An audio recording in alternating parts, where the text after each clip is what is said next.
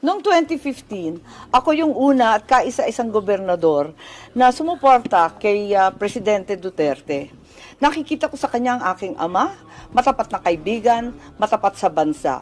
Ako, gaya ng ama ko, ay matapat at naninindigan para sa mga tunay na kaibigan, sa hirap at sa mas mahirap, sa mabibilang na ligaya at sangkatutak na pagdurusa. Sinabi ni Senator Amy Marcos na patuloy niyang susuportahan si dating Pangulong Rodrigo Duterte kahit siya na lamang ang matira sa mga Marcos. Sinabi ng senador na siya ay tulad ng kanyang ama, ang yumaong dating Pangulo na si Ferdinand Marcos Sr. na palaging manindigan para sa mga tunay na kaibigan sa hirap at ginhawa. I, like my father, am loyal and stand up for true friends in hardships and more severe hardships, in countless joys and a tremendous amount of suffering. Yan ang iniwang legasya sa akin, sa atin ng aking ama. Ang makatotohanang pagkakaisa, pagkakaisang hindi bula lamang ng bibig, pagkakaisang nangangahulugan ng pagiging isa. Dagdag pa ni Senator Amy Marcos. Matatandaang noong 2015, siya ang kauna-unahan at nag-iisang gobernador na sumuporta kay dating Pangulong Rodrigo Duterte na noon ay tumatakbo para sa pagkapangulo. Narito nga po ang buong video ating pong panoodin. Noong 2015, ako yung una at kaisa-isang gobernador na sumuporta kay Presidente Duterte. Nakikita ko sa kanya ang aking ama, matapat na kaibigan, matapat sa bansa. Ano raw ang sikreto ng mga Marcos na sa haba ng panahon, meron pa rin kaming mga loyalista na handang ipaglaban kami. May loyalista kami kasi kami loyalista. Ako, gaya ng ama ko, ay matapat at naninindigan para sa mga tunay na kaibigan, sa hirap at sa mas mahirap, sa mabibilang na ligaya at sangkatutak na pagdurusa. Yan ang iniwang legasya sa akin ng aking ama, sa atin ng ating Pangulong Ferdinand Edralin Marcos.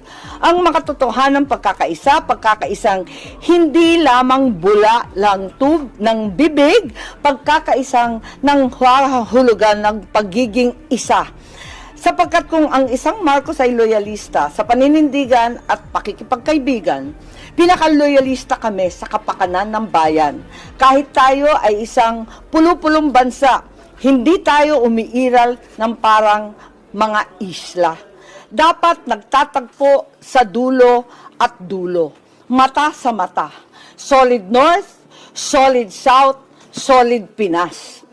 Kabastusan sa aral ng Yolanda ang pinagkakaabalahan ng mga politikong ginugutay-gutay ang bansa at ginagamit sa pagpapapogi at pagpapalapad ng papel.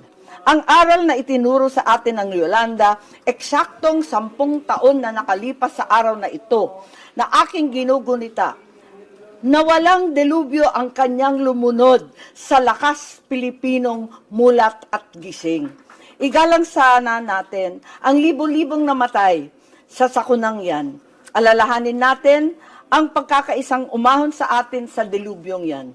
Delubyong nakakalugmok sa atin kapag kukonsintihin natin ang nais sumira sa ating mga nasimulang pagkatapos ng pagsubok na yan. Inuulit ko, noong 2015, ako ang una at kaisa-isang gobernador na nagdeklara ng suporta para kay Presidente Duterte. At kahit ako ang nag-iisang matitira, maninindigan ako para sa kanya.